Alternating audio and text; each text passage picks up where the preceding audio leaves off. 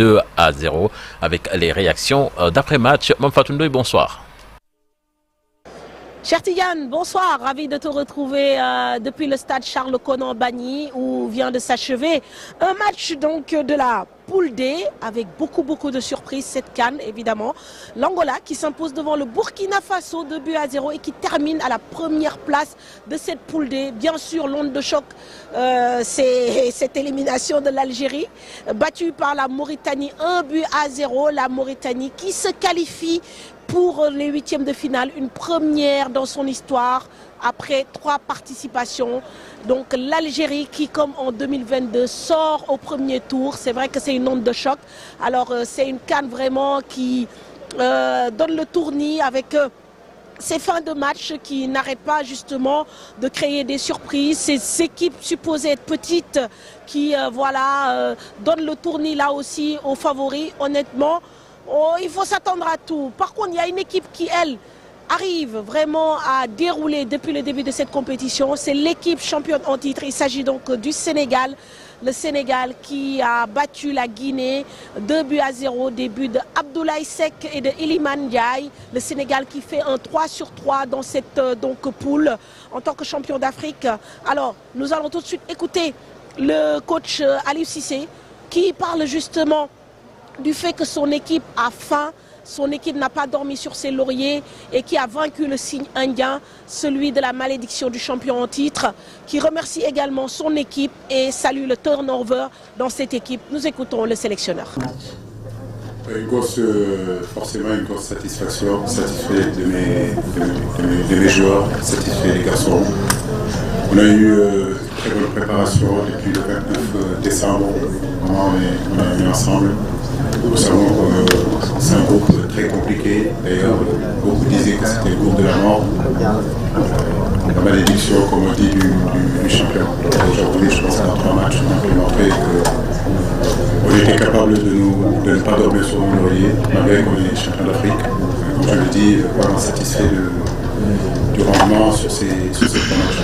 Il fallait être patient dans ce match-là, effectivement, sur blanc. Tu as carrément raison. Je crois que la mi-temps, ça a été quand même un match assez haché. On a eu quelques transitions, on a pris quelques transitions, effectivement, ou bien des transitions. Mais c'est un match de derby. Je m'attendais à un match très serré. Les nerfs étaient un petit peu tendus dans les couloirs. Mais en deuxième période, comme je l'ai dit à mes garçons, il faut passer au jeu. Il ne faut pas que l'enjeu l'emporte sur le jeu. En deuxième période, on a décidé d'aller les chercher un peu beaucoup plus haut sur le terrain. Ça nous a donné beaucoup de satisfaction de marquer le but. Et puis par la suite, des garçons comme Iliman, des garçons comme Kanegei, des garçons comme Balo Touré, des garçons comme Chiro Kouyaté sont entrés pour consolider encore ce résultat-là. Vraiment féliciter l'ensemble des joueurs. Ce qui ont commencé, mais c'est ceux qui sont rentrés aussi. C'est ça une équipe et c'est ce qu'on attend de ce groupe Sénégal.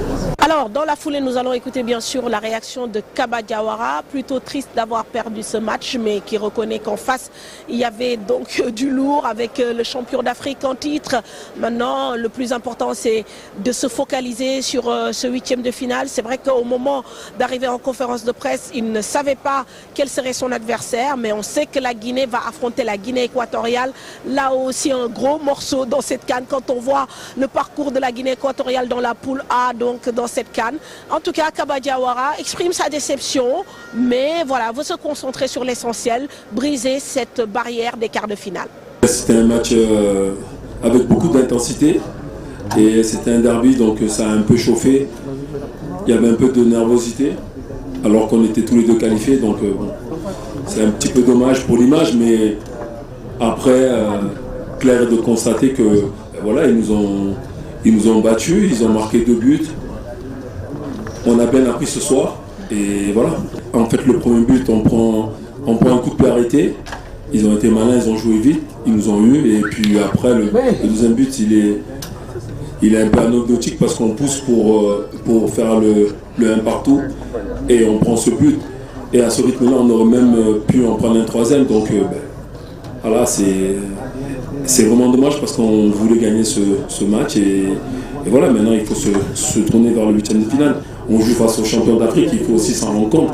Eux, ils ont assumé leur rang, tant mieux pour eux, mais Encore une fois, ça ne garantit pas qu'ils vont aller en quart de finale ou en demi-finale. Le fait de finir premier, deuxième, troisième, ça te garantit juste d'avoir le droit de jouer le huitième de finale. Après, c'est à nous de bien se préparer, de remettre tout le monde en scène, et c'était l'objectif. Voilà, maintenant, on va voir contre qui on tombe, et bien se préparer pour aller, pour nous briser ce plafond de verre qui est le match éliminatoire en sortant de poule, pour aller plus loin dans cette compétition. Alors, on l'a souvent dit, en tout cas depuis le début de cette compétition, en l'occurrence le défenseur Abdoulaye Seck, qui, vous le savez, n'avait joué aucune minute de la dernière Coupe d'Afrique, qui cette fois-ci, donc pour le premier match, est entré en tant que remplaçant. Pour sa première titularisation, il marque un but, il est élu même homme du match. Abdoulaye Seck qui se dit heureux, mais aussi qui précise que lui, c'est un homme patient. Il est content et il considère qu'aussi le Sénégal n'a encore rien fait dans cette CAN. Nous écoutons l'homme du match de Sénégal-Guinée. Tout d'abord, je veux remercier le bon Dieu de m'avoir aidé à jouer un bon match, d'avoir marqué mon premier but pour la CAN. Je suis très content et désigné homme du match. Ça fait du bien pour moi. On savait déjà que la CAN, ça va pas être facile pour nous. Donc on avait des objectifs à atteindre. Et pour moi, nos objectifs à atteindre pour gagner nos 3 matchs.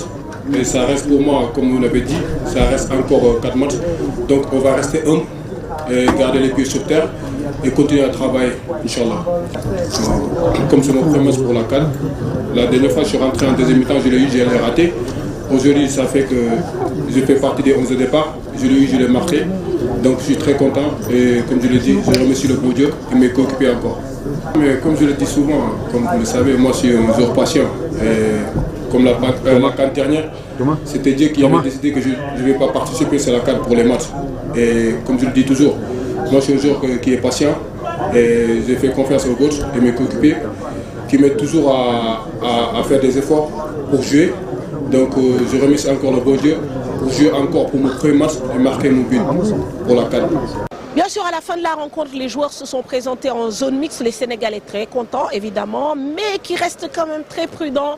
L'objectif, ce n'est pas d'aller en huitième de finale. L'objectif, c'est de jouer 7 matchs. Alors, il faut continuer à travailler, garder l'humilité et surtout préparer le prochain adversaire, quel qu'il soit.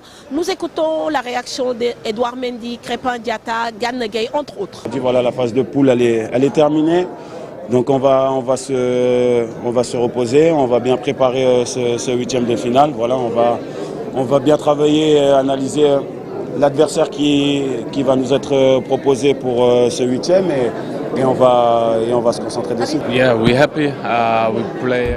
On a fait une belle phase de groupe et désormais nous sommes focus sur l'autre étape. End round, yes. On s'attendait à ça. On savait qu'ils allaient se nourrir des problèmes, des querelles pour pouvoir casser le rythme, chose qu'ils ont su bien faire. Et voilà, ce qui était dommage, c'est que moi, je n'étais pas content et je l'ai un peu dit à mes gars, je leur ai dit mais il faut rester calme. Parce qu'ils vont se nourrir de ça pour nous sortir de notre match. Nous, ce qui est le plus important est qu'on répond sur le terrain et on montre qu'on est vraiment venu pour gagner ce match, chose qu'on a fait en deuxième période. Et voilà, tout le monde a vu que le Sénégal était supérieur. Personne d'entre nous ne sera content si on atteint les quarts de finale ou les demi-finales. Nous sommes ici pour gagner le titre. C'est simple, c'est de continuer ce qu'on est en train de faire. Maintenant, ça va être des matchs à élimination directe. Il ne faut pas s'enflammer. Comme vous l'avez dit, on n'a encore rien fait. Les huitièmes de finale, le Sénégal en a fait plein. Donc l'objectif n'est pas encore atteint. Il faut continuer de travailler, bien se reposer, rester concentré, avec beaucoup d'humilité, continuer de faire ce qu'on est en train de faire, tous ensemble. Et Inch'Allah, Allah nous permettra d'atteindre notre objectif. On est concentré que sur nous. Donc comme je vous l'ai dit, du moment où on nous donnera l'adversaire, on se concentrera dessus et on se préparera pour faire le meilleur match possible. Alors, le bonheur des uns fait le bonheur des autres, on peut le dire ainsi, puisqu'en battant le Sénégal en battant la Guinée 2-0, a permis au Cameroun de prendre la deuxième place de cette poule C, oui, avec 4 points moins 1, mais plus de buts marqués que la Guinée. Donc le Cameroun qui se qualifie, on le sait, miraculeusement dans cette poule avec beaucoup de suspense, beaucoup de hauts et bas, mais le Cameroun quand même qui ira en huitième de finale et qui va affronter le Nigeria Nigeria, là aussi c'est un gros choc d'Afrique. On va terminer par ces images insolites avec Abdoulaye Seck qui est rejoint en salle de conférence de presse par ses coéquipiers puisqu'il a été élu homme du match. Cela montre aussi la cohésion, la solidarité. En tout cas, c'est un grand signe d'encouragement pour le défenseur qui marque son premier but de la CAN.